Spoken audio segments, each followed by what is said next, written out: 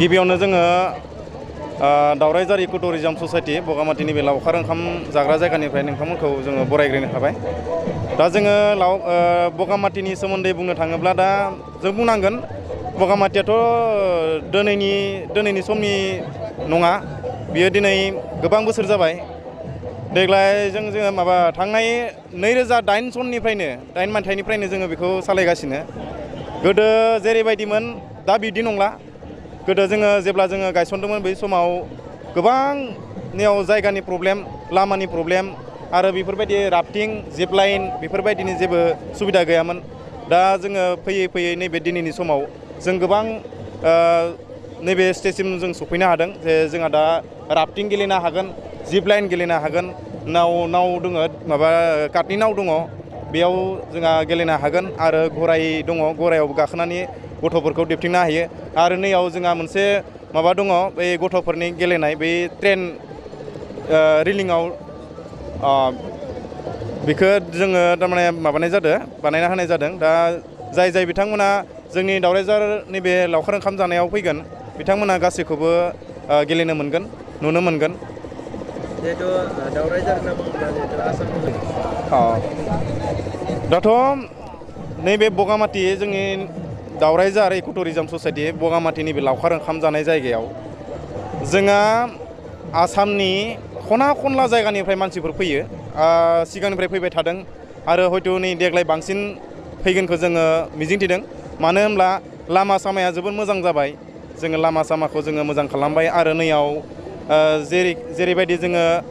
ससाइटिया जोंनि नैबे NGOआ सालायगासिनो, जोंनि सालायनायाव बेयाव रायजोफ्रा लावखार ओंखाम जानो फैनाय समाव माबाफोर जुदि उसुबिदा नुजायो ससाइटिया लोगो लोगो बेखौ नायदिङो आरो गासैखौबो जेनेबा नायनानैहा रिक्स लायो। सोरबा जौ फेनानै थालांदोंब्ला बेखौ जोङो कमिटिया लाखिनानै प्रखाखनजों जोङो जगाजग खालामो। आरो सोरबा जुदि बेरायनायाव जौ लोंनानै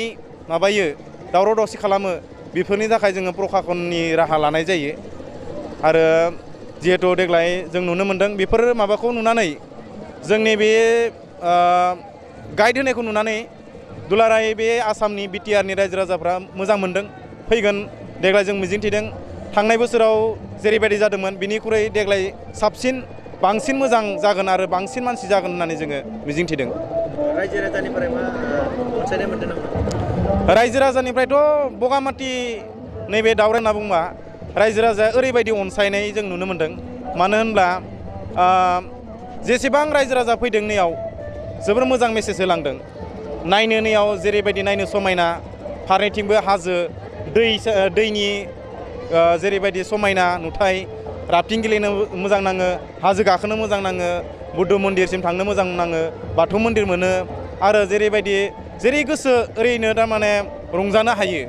रंजानायाव जेबो असुबिदा मोनाखै। असुबिदा जाब्लाबो कमिटिया जेरैबायदि डिसिसन लायो बेफोर डिसिसन लानायखौ नुनानै देग्लाय साबसिन हामसिन जागोन आरो गोबां जोंनिसिम मेसेज सफैदों। आसामनि BTRनि अनगायैबो बाहेरनि मानसिफोर फैनायनि थाखाय देग्लाय जोंखौ मेसेज खालामहरदों। जिहेथु बे जुनारफोरखौ जोङो नैबे मोखाङाव नुनो मोना। जुनारालाय गोबां दङ, नाथाय जोङो मोखाङाव नुनो मोना, एसे सिङाव हाबलांनांगौ। जेरैबायदि नैयाव फरेस्ट एरिया होनो वाइल्ड लाइफ दङ। वाइल्ड लाइफआव जोङो जिब जुनारफोरखौ नायनो थाखाय जोङो दङ, जिपसिजों जोङो बेरायनो हानाय,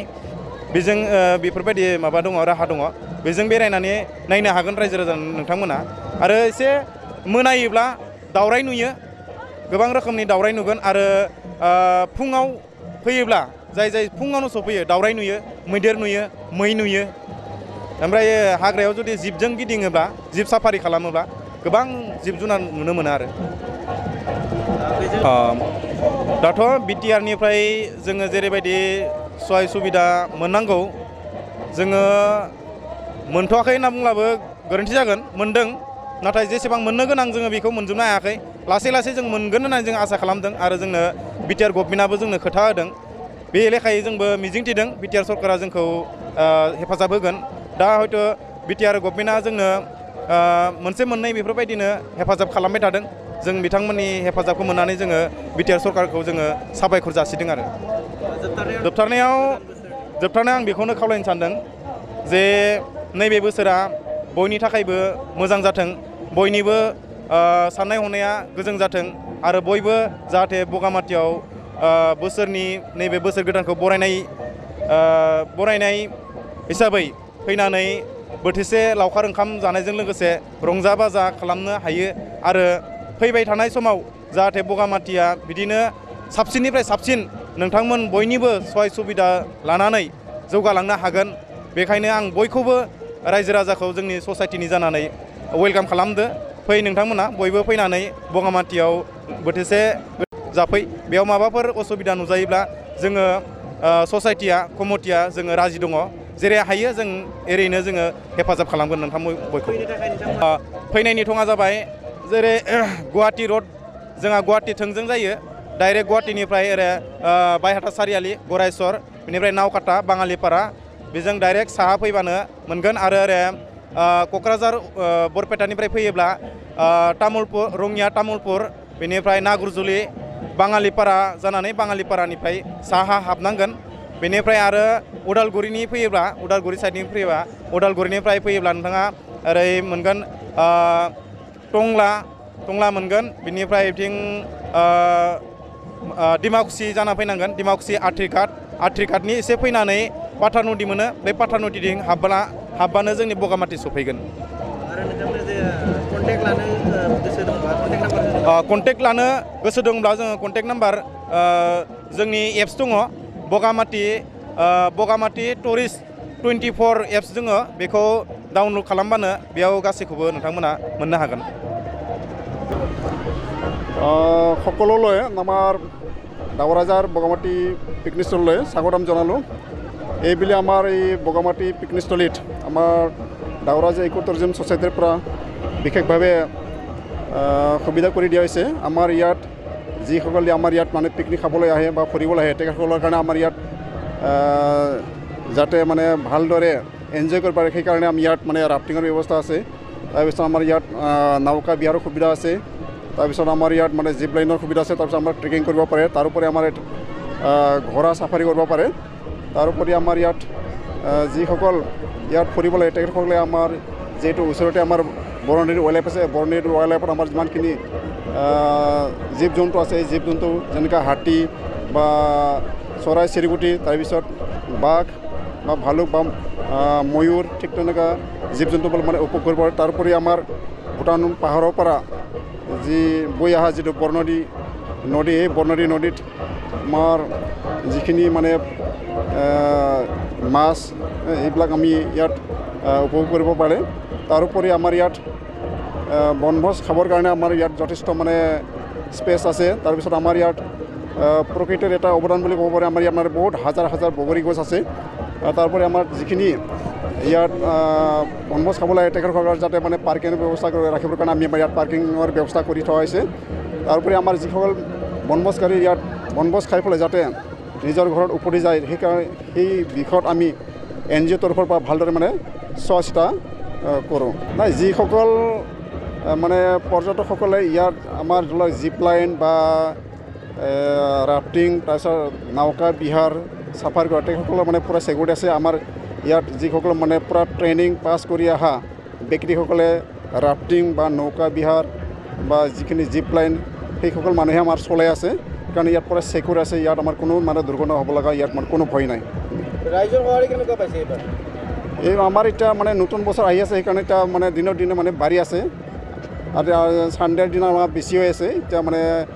জানুৱাৰী অহালৈকে আৰু সংখ্যাটো আমাৰ বাঢ়ি যাব যিহেতু চৰকাৰে এতিয়া চৰকাৰে আমাক কিছুমান নিয়ম নীতি বান্ধি দিয়া আছে আমি সেই চৰকাৰৰ নিয়ম নীতিবোৰ আমি ফ'ল' কৰি আছোঁ আমি মানে যিখিনি আমাৰ কৰিব লগা কাম যিখিনি মানে ইয়াত নাম ফলক দিয়া বা এডভাৰ্টাইজমেণ্ট দিয়া বা যিখিনি মানে ৰুল এণ্ড ৰেগুলেশ্যন সেইবিলাক আমি ইয়াত লিপিবদ্ধ কৰাইছে তাৰপিছত ৰাইজক আমি কৈ আছোঁ যিখিনি মানে ধৰি লওক ক'ভিডৰ যিখিনি মানে নিয়ম নীতি সেইখিনি আমি পালন কৰিবৰ কাৰণে ৰাইজক কৈছোঁ তাৰপৰা ধৰি লওক এতিয়া আমাৰ ইয়াত মানে ৰাতিপুৱা 6টা বজাত আমি ইয়াত মানে সোমাব পাৰে তাৰপিছত আমাৰ সন্ধিয়া 6টালৈকে মানে থাকিব পাৰে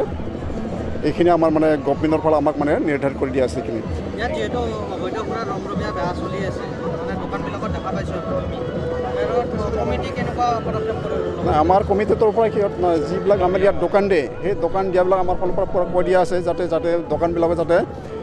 মানে অবৈধ যাতে মানে খুৰা ব্যৱহাৰ কৰিব নোৱাৰে তেনেকুৱা যদি আমাৰ নজৰত যদি পৰে আমি ঠিক তেনেকুৱা মানে দোকানীক আমাৰ বন্ধ কৰি দিয়া হ'ব সেইটো ষ্টল আমি নতুনকৈ মানে বেলেগ ষ্টল আমি নিয়োজিত কৰা হ'ব